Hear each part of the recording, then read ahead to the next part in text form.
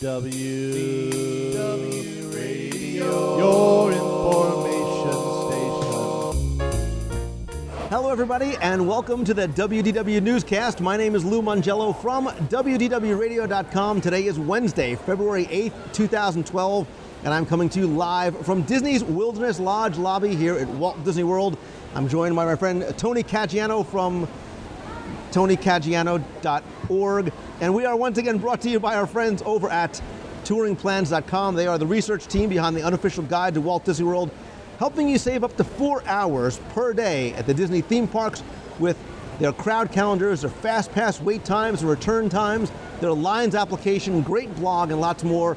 You can go and visit them over at touringplans.com/WDW Radio.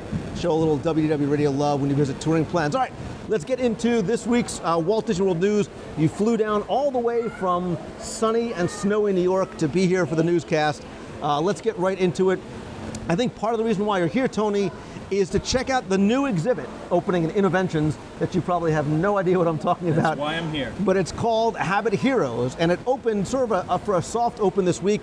It's located right by Sum of All Thrones with the big Kuka arm. Have you ridden that? I have. It's awesome. Do you do Ultimate Scary, or are you? No, I do. You're a sissy. That's fine. You're a sissy, Mary, but that's all good.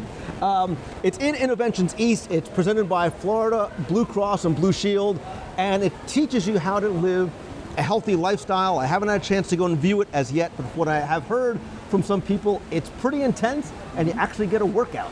Really? So you will probably stay far away from having to do with that and like it. Like the gyms at Walt Disney World, I've heard that they exist, but I try and avoid them at all costs.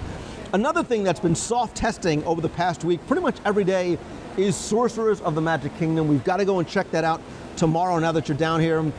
This is this new interactive game, very much like the Midship Detective Agency we've talked about over the past few weeks. They've been doing cast testing, some intermittent guest testing. They're now doing play testing every day this week. And again, the idea is that you get these magic spell cards. You hold it up to these different windows located throughout the parks to help sort of defeat these villains that are trying to steal one of the 4 shattered pieces of Merlin's crystal ball.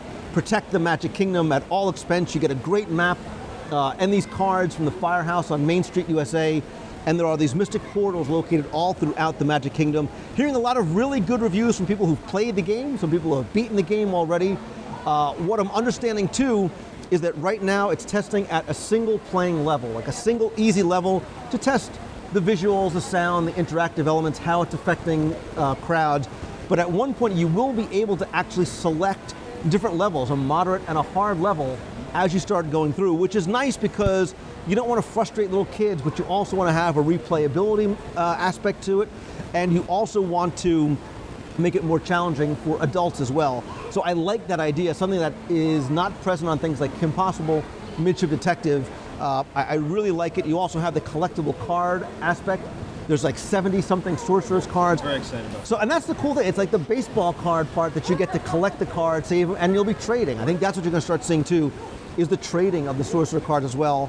And as people start to play more, you'll see which are the more powerful cards, which are the more collectible cards, and maybe which ones might even be more rare than some of the other ones. I've said in the past, I love this idea because it adds another element, it adds another layer to the onion for it. We liked playing Midship Detective Agency. I know you've probably done Kim Possible with your kids. What do you think about something like Sorcerers of the Magic Kingdom here? And is it something you'd like to maybe see in all the Disney theme parks? I really like it. I think it's nice that it's there and it's an offering, but it's not out in front of everybody. It's not in anyone's face. You don't feel like you have to do it. But for people, a lot of people listening to the show who are regulars, so to speak, in Disney World, I think it offers another layer of enjoying the parks. I really look forward to it. Yeah. And 70 cards. I mean, I'm excited about that. You're going to want to go back just to get the cards and just to see what you can do. I don't know who's seen the cards. They are absolutely beautiful. The artwork on the cards is fantastic. And I look forward to that. And I've read and heard that there are some cards are, like you said, more collectible. There are some cards that are more rare. So I think it's a lot of fun. I'm really looking forward to it. I can't wait. People are asking if you can use cards from a previous game. I believe so. You get to keep the cards when you're done. And I think when you go back, the more cards you collect, I think you're able to use them even if they're not the 5 that are distributed as you leave. I'm not sure if you have to activate the cards or not. Again, I've only played for a couple of minutes And I'm going to do a full review. I'll do a full video of it, but I want to wait, to be fair, until it's officially opened. I don't think it's fair to do a review of something while it's still in test mode, while they're still adjusting what it may be, because it may change. They may make improvements to things that, as they get guest feedback, they will improve upon. Yeah, and they're judging. You don't want to judge it while they're working the bugs out, because I know a couple of people said there were little issues here and there, but that's really what this soft opening is all about. It's to work the bugs out. So right, and I'm really excited to try it. And I hear too that they've already made changes, so they've increased the volume in certain areas. They've adjusted the screens. Stan Solo says the cards will hold your score for 2 weeks, which is interesting. So if you want to play multiple times during a single trip, but again, maybe come back a week, a month, a year later, whatever it might be, how those cards might be able to work. And the other thing too, so they're saying, it will clean your history after 2 weeks, which is good, so you're not sort of collecting all the cards and then there's less of a challenge for you. But I think what it does too, because of the way the portals are themed, it's easily swappable. You're not swapping out props or animatronics like you are at Kim Possible, where you've got a rock, a lantern, a kiosk, whatever it might be. Here it's just a visual. It's a screen, it's maybe a map, whatever it might be. So like a Star Tours, like a Toy Story, there's gonna be an increased level of replayability, not in 2 weeks, 2 months, but 2 years from now too. Yeah, I think that's a great thing, because when I remember when they added to Toy Story, I've ridden it a bunch of times and I love to ride it every time, but it's very exciting. It's a lot of fun. It's exciting to go back there and see what's new level new, when they add it in, or they can throw in new tricks and tweak it a little bit, and they can really do that here, so I'm excited about that. And look, the feedback has been great so far, because again, it's optional. And like, look at this, right off camera. Scott Otis literally just flew here from Otisburg, and he actually brought us a copy of the map. There you go. Look at you bringing. Looking out, Scott. Look at you bringing props. All right. So there's a really neat, and look, I mean, even I think the map itself is collectible. And like you said, the cards are beautiful. So if you see what these cards look like, there's a Hunchback card, there is a Tony Caggiano card, Pumbaa. And I think for folks who've seen the Midship Detective Agency, they really blessed it up with the cards, whereas the Midship Detective Agency was almost like first generation of this sort of thing, where you had the black blotches on there. So the cards they're not nearly as collectible. They really didn't, each card had a different configuration of the black boxes on there. But I mean, these are gorgeous. They're beautiful artwork. And they've got, again, you've got things like the attack, you've got the boost, the shield. So there's different sort of playability levels for each card too.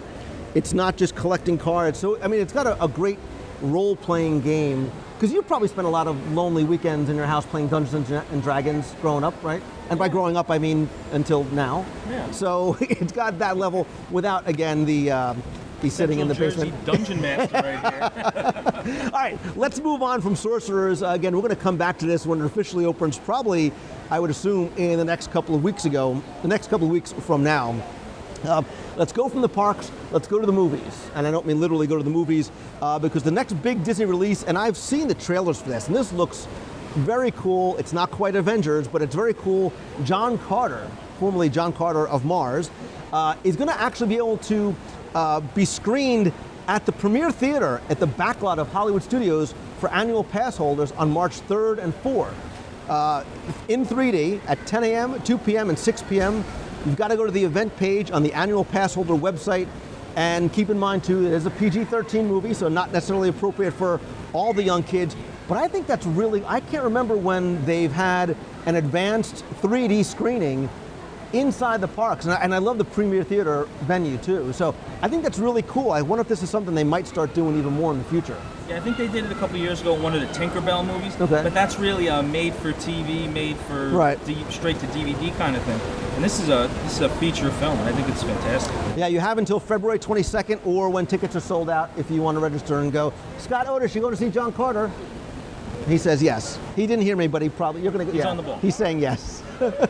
Thanks for stopping by. Hey, this will apply to you, Tony Caggiano, and hundreds of thousands of other people who know about Disney's not-so-best-kept secret, Disney Vacation Club, because you are now able to purchase Tables in Wonderland. I did not know this. Well, that's why you come to the newscast. That's why I'm down here. We were originally told that this may happen later on in the spring. We've now being told that it is happening now You can purchase it at guest relations desks. It's $100 for DVC members and Florida residents. Annual pass holders get a discounted price of $75. But this is, to me, it's the best value on property, is the Tables in Wonderland card. You can come over and come sit on Tony's lap. Squeeze in. What it does, Tony, is, and we just used it right here at Wilderness Lodge at Whispering Canyon, it gives you a 20% discount at most, not all, table service restaurants in Walt Disney World, and even some counter service restaurants as well. The card is valid for 12 months from the time that you purchase it, and it applies for everything, including alcohol, for up to 10 people.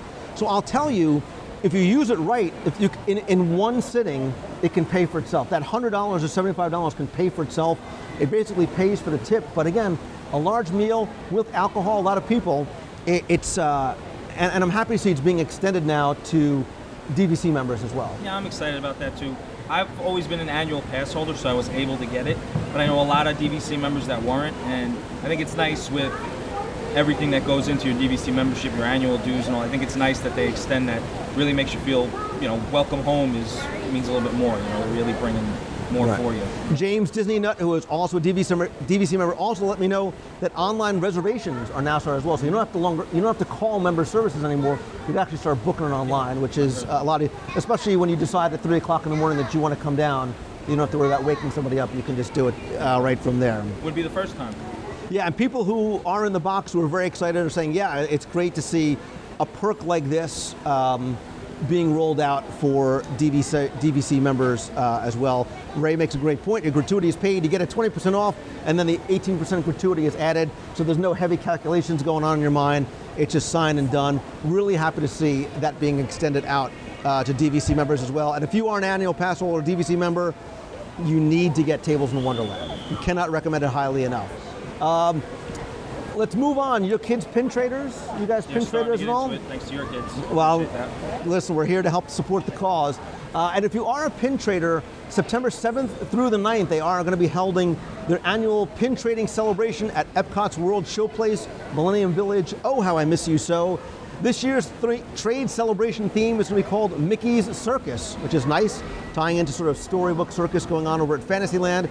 More details coming soon, but just sort of mark your calendars off. If you are a pin trader, that is the sort of pin ultimate event to go to, again, September 7th through the 9th, 2012.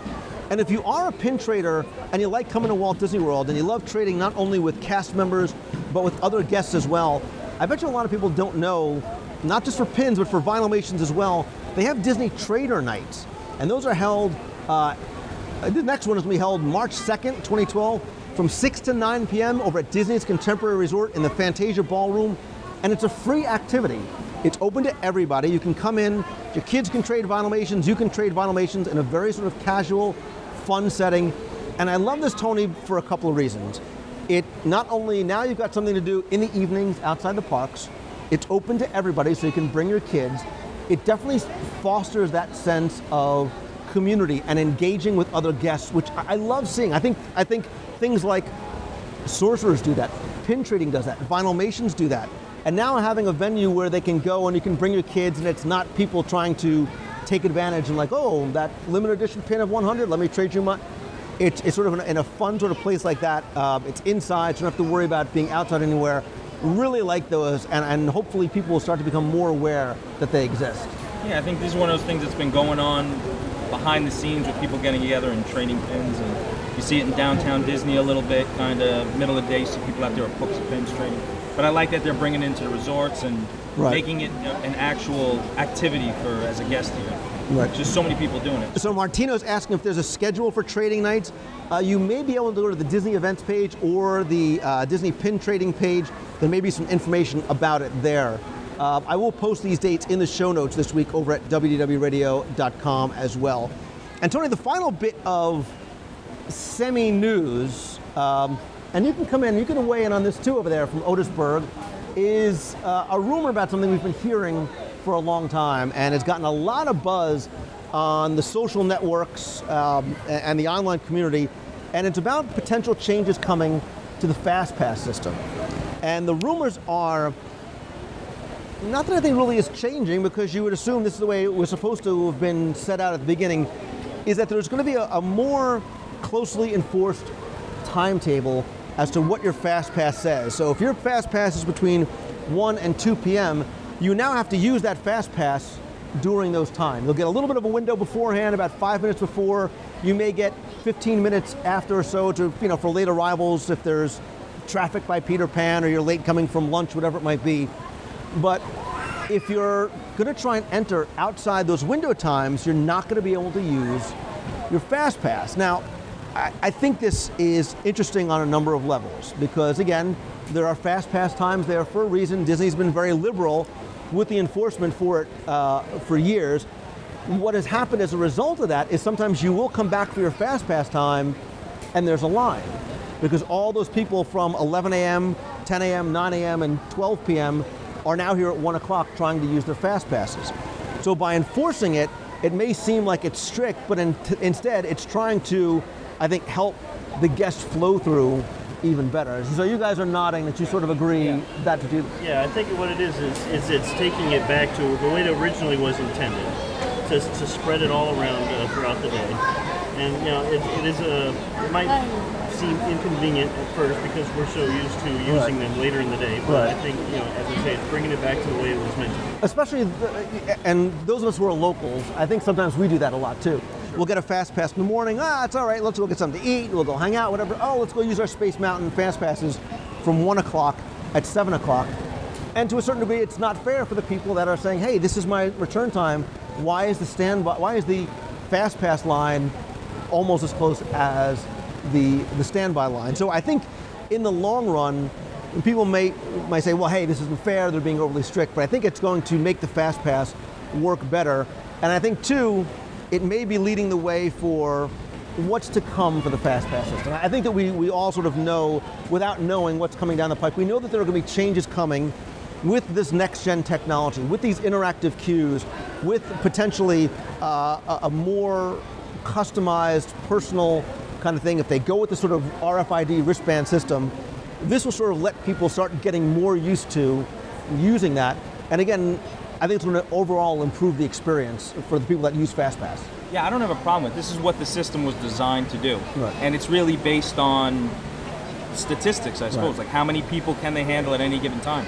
And for me, I would rather have that window, show up in that window, and have my FastPass actually be a FastPass, where I walk on, and according to their system, the theory is you pretty much walk onto the ride, which would be nice. I appreciate that. I don't have a problem coming back in that window. Because that's what FastPass is supposed to be. You come back and there is no line. And oftentimes we do at a Peter Pan's flight or some of the really popular attractions, there will be a line. I think this will obviate that. And again, I think in the long run, it'll make for a better experience. I see people in the chat room are talking about this a lot. I've seen a lot of this on Twitter and Facebook. But I'd love to hear from those of you who are either watching on YouTube, at the WDW Radio blog, or if you're listening to the audio on iTunes, please come by to the show notes over at WDWRadio.com for this week's February 8th newscast and comment there. And that's the question of the week is, what do you think of these potential FastPass changes? Do you think it potentially intrudes on your vacation because, hey, intangible thing, things that you don't expect happen. My kid had a meltdown. We went back, we fell asleep, it got too hot, it rained. How are they going to sort of work that into the system? How flexible is that 15-minute rule going to be? And what are the cast members going to be instructed? How much how much leeway do they have in enforcing or not enforcing those rules? If mom comes, oh my God, it's our last day, we're leaving, my kid in a meltdown, Scott had an accident, can we come in? How strict they might be is something that we'll have to see. But yeah, that's this week's question of the week.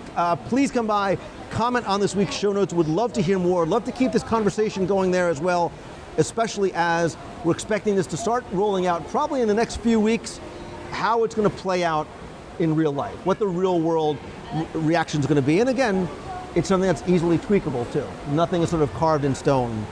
I also want to remind you guys too, this Saturday, February 11th, is our 5-year WDW Radio anniversary. If you are listening, watching, streaming, barely paying attention in the box, or if you are listening to this recorded, we are having a 5-year anniversary party just for you.